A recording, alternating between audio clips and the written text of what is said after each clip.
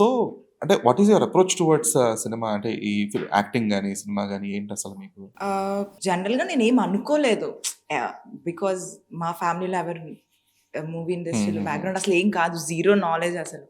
But I know that I belong to this path.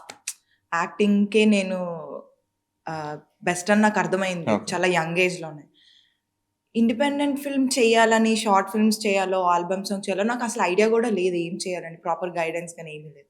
But ఏవైతే అప్పుడు నాకు approach అవుతున్నాయో, లేదా నేను టిక్‌టాక్స్ చేయడం గాని, అవన్నీ జరిగే ప్రాసెస్‌లోని కొంతమంది అప్రోచ్ అయ్యేవారు. ఇలా అనుకుంటున్నాం, ఇలా చేద్దాం అది ఇది. అది గూడా నాకు ఆహ్, చెయ్యాలా? వద్దా? ఎలా చేస్తారు? అని గూడా ఐడియా లేకుండే ఆ ఓకే. టైంలో అస్సలు. Then okay. లెట్స్ డూ అసలు దిగితేనే కదా తెలుస్తది ఎంత లోతుందో అనేసి దెన్ ఐ స్టార్టెడ్ డూయింగ్ అప్పట్లో చాలా చిన్నప్పుడు ఒక షార్ట్ ఫిల్మ్ చేశా. దెన్ ఇంకా షార్ట్ ఫిల్మ్స్ ఆహ్, చేయకుండానే కొంచెం బిగ్గర్ స్టెప్ తీసుకుందాము అనేసి అనుకున్నాను.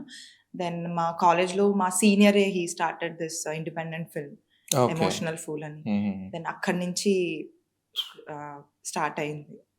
So, okay. అలా.